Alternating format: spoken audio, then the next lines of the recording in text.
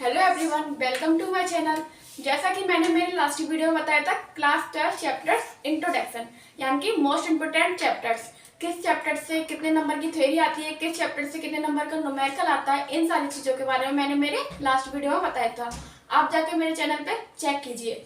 आज का जो हमारा टॉपिक है वो है मोस्ट इंपोर्टेंट टॉपिक, यानी कि क्लास 12 में सभी न्यूमेरिकल्स में हमें पता होना चाहिए कि लायबिलिटीज क्या होती है एंड असेट्स क्या होती है। आज के टॉपिक में हम पढ़ाएंगे आपको लायबिलिटीज एंड असेट्स। लायबिलिटीज क्या होती है? लायबिलिटीज वह होती है जिसे हम यूज तो पूरी तरीके से कर रहे होते हैं परंतु वो हमारी नहीं होती है, उसे लायबिलिटीज कहते हैं। जैसे कि suppose that example loan.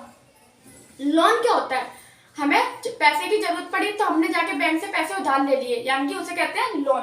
Bank से पैसे उधार लेने के बाद बैंक क्या हमसे पैसे लेगी? नहीं, बैंक पैसे भी लेगी और विद इंटरेस्ट लेगी, यानी कि उससे ज्यादा पैसे लेगी, तो वो हमारा लोन होता है। अब बैंक ने हमें पैसे दिए, हमने पूरा यूज किया उन पैसों का, तो उन पैसों का वो पैसे बढ़ के लेगी, उसे इंटरेस्ट कहते हैं। अब बैंक ने पैसा लोन दिया, हमने पूरा यूज किया और हमें अब उसको वापस भी करना होगा, वो हमारी लायबिलिटीज कहलाएगी। सेकंड नंबर पे है बैंक ओवरड्राफ्ट। बैंक ओवरड्राफ्ट क्या होता है?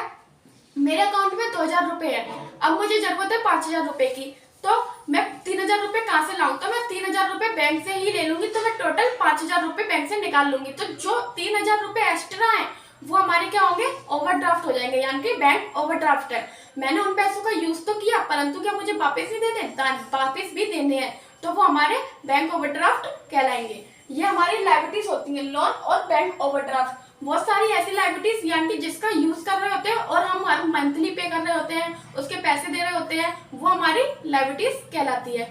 अब हम आपको बताएंगे असेट्स क्या होती है।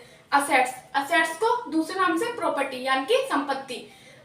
संपत्ति क्या होती है? संपत्ति वह होती है जो हमारी खुद की होती है, जिसका ना हमें पेमेंट पे करना, जिसका ना हमें इंटरेस्ट देनी, वो हमारी संपत्ति कहलाती है। संपत्ति हमारी खुद की होती है जिसमें ना कोई हमसे कुछ कह सकता और ना कोई हमसे उसके पैसे ले सकता।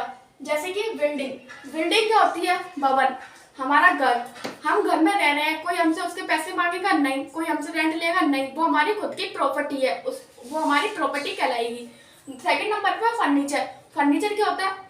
फर्नीचर हमारी संपत्ति होती है। अगर हमने घर में एक बार फर्नीचर लगवा लिया तो वो सालों साल तक टिका रहता है, तो वो हमारी संपत्ति कहलाएगी, यानी कि एक बार पैसा इन्वेस्ट करने के बाद वो हमारी संपत्ति बन जाती है, तो इसे संपत्ति कहते हैं। जैसा कि मैंने आज आपको लायबिलिटीज एंड संपत्ति के बारे में बताया, लायबिलिटीज क्या होती है एंड संपत्ति क्या होती है। अगर आपको लायबिलिटीज एंड संपत्ति समझ नहीं आया हो तो मेरे कमेंट बॉक्स में आप मुझसे पूछ सकते हैं। एंड मेरे वीडियो को लाइक एंड सब्सक्राइब कमेंट जरूर कीजिए। Thank you for watching.